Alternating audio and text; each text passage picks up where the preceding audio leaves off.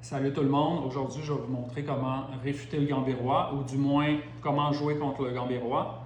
Donc ça arrive après E4, E5, F4. Donc gambit roi, c'est plus beaucoup joué aujourd'hui, c'est une ouverture vraiment romantique. C'est quand même un petit peu douteux, mais il faut vraiment savoir quoi faire, comment répondre à ça.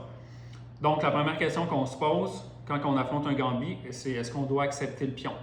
Puis contre le gambit roi, je vous recommande vraiment tout simplement d'accepter le gambit en prenant ici.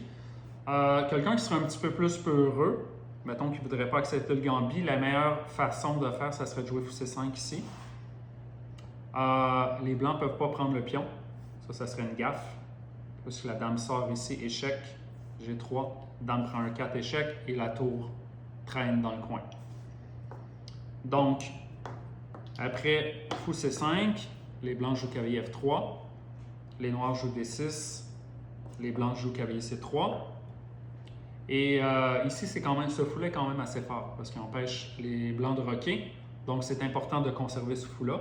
Ici, on joue un coup quand même assez étrange, un petit coup ici, A6, pour préserver le fou. Parce que la menace, c'est à cavalier A4 et là, on peut cacher notre fou en A7. Par exemple, si on avait joué ça, les blancs pourraient aller chercher le fou.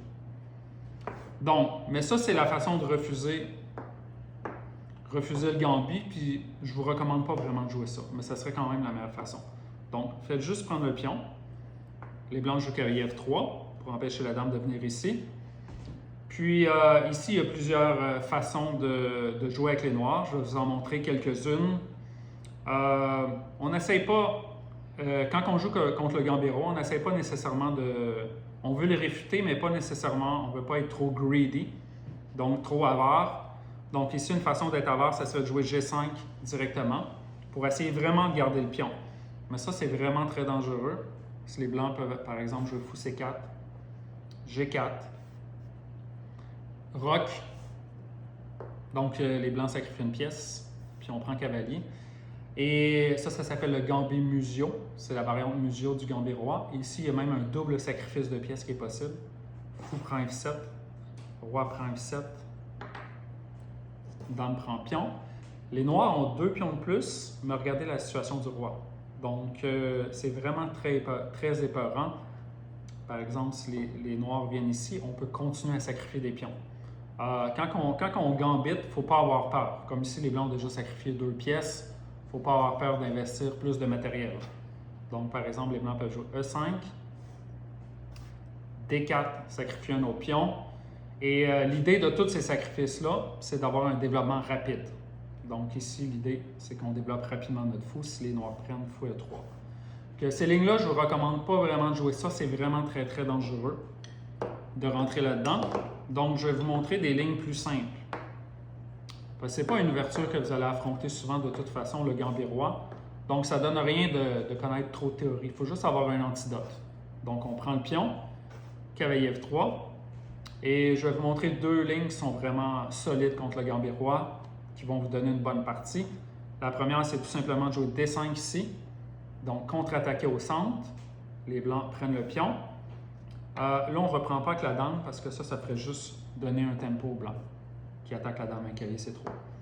Donc, on va développer notre cavalier et on va reprendre le pion avec le cavalier. Ici, évidemment, mettons, les blancs pourraient jouer échec. On joue C6, prend. Mettons, les blancs jouent D4, on joue fou D6, on défend notre pion. Puis, comme vous pouvez voir, la position est égale matériellement. Donc, le but ici, c'est pas de s'accrocher au pion. Le but, c'est de redonner le pion. Mettons roc-roc. Et là, on a une partie très fluide. Toutes nos pièces sont actives, nos fous sont actifs, nos cavaliers sont actifs. Donc, ça donne une position très confortable pour les noirs. Donc, ça, c'est une de mes recommandations, de jouer D5. Je vais vous en montrer une autre qui est encore plus simple, je trouve. Donc, on a vu D5, cavalier F6. Ça, c'est vraiment un coup que j'aime parce que c'est vraiment, vraiment très simple. Donc, on attaque le pion E4. Si les blancs défendent avec cavalier C3, on joue tout simplement D5, on occupe le centre, les noirs ont une bonne partie. Donc, normalement, votre adversaire normalement va jouer E5, attaquer votre cavalier. jouer cavalier H5, un coup vraiment étrange parce qu'on met le cavalier sur la bande. Sauf que l'idée est assez simple, c'est de protéger notre pion F4. Les blancs vont normalement jouer D4. Et là, on va contrecarrer au centre avec D6, attaquer le centre qui est un petit peu overextendé ici. Donc, on attaque le pion. Puis ici, il y a un piège. Je me suis fait avoir, dans des parties d'1 minute. Donc, il faut faire vraiment attention. Ici, je vais vous montrer le piège. Les blancs jouent Dame 2. Menace un échec à la découverte ici. Puis dans la partie, je suspectais rien, donc j'ai joué full 7 ici. J'ai bloqué l'échec, ça va l'air très logique. Puis là, je ne sais pas, vous pouvez poser quelques secondes, essayer de voir comment les blancs réfutent ça. Il y a un cavalier qui traîne ici, dont mon adversaire a pris ici. J'ai repris ici. Il m'a donné un petit échec ici. Et après, il a ramassé mon cavalier ici. Donc ça, c'est un piège, il faut faire attention à ce piège-là. Comme ça, Dame E2. Donc, il ne faut pas jouer x7 ici. Donc, faites pas comme moi. Mais je me suis fait avoir une fois, je ne me ferai pas avoir 2 fois. Donc, ce qu'il faut faire, Dame E2 en passant, c'est le coup principal dans cette position-là. C'est que les blancs ont de la difficulté à trouver un bon coup ici. Par exemple, si je joue C4, on fait juste capturer le pion ici. Puis, qu'est-ce qui va arriver si les blancs reprennent? On a toujours un gros échec ici. Éventuellement, mettons, le roi vient ici. On a un autre échec ici. Donc ça, c'est une tactique qui va être très utile pour les noirs dans ces positions-là. On prend la tour.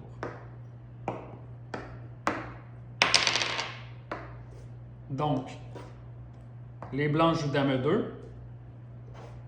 Donc, ce qu'il faut faire, c'est prendre ici. Là, Dame prend, ça ne serait pas dangereux. Dame prend échec, on pourrait tout simplement interposer la Dame et la Dame serait clouée, donc le cavalier ne pourrait pas être pris.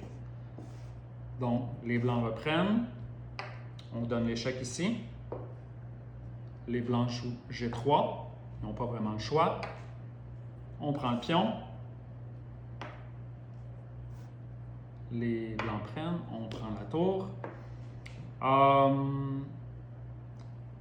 Je pense que je me suis trompé dans ma ligne. Je ne suis pas sûr. Je pense que c'est la bonne ligne. Sauf, puis ici, il ne faut pas avoir peur. Ici, il y a un échec à la découverte, mais le secret, c'est de ne pas avoir peur de cet échec-là. Si les blancs font ça, on couvre l'échec, ils prennent la tour, et là, on développe nos pièces. Et ce cavalier-là va être perdu de toute façon. Donc, les blancs ont temporairement une pièce de plus, mais on va faire le grand roc, et éventuellement, on va récupérer ce cavalier-là. Donc, si on revient à cette position-là, je vous remonte.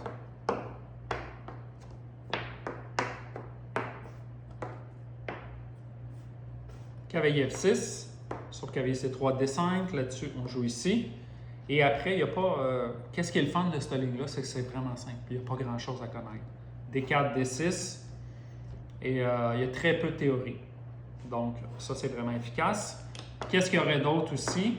Je peux vous montrer quelques autres options contre le gambit roi. Il y aurait le contre-gambit Falcon. Donc, en jouant D5 tout de suite, les blancs prennent et on joue E4. C'est intéressant, mais c'est pas la meilleure façon de jouer contre le gambit roi, mais vous pouvez, c'est quand même une ouverture qui pourrait être intéressante. À part ça, je vais vous montrer d'autres choses aussi. Bobby Fischer, le joueur célèbre, pensait que D6 était la réfutation du gambit roi, mais l'idée ici, c'est de... On va jouer G5. L'idée de Fischer, c'était de jouer G5 et de jouer H6 et fou G7, solidifier sa position aussi. Mais bon, c'est pas, les ordinateurs pensent que c'est pas vraiment la réfutation. Ça reste un coup intéressant quand même. Donc, je pense que vous en connaissez assez pour affronter le gambit roi. Vous avez juste besoin de connaître une ligne ou deux. Ça arrive pas souvent, mais c'est important d'être prête.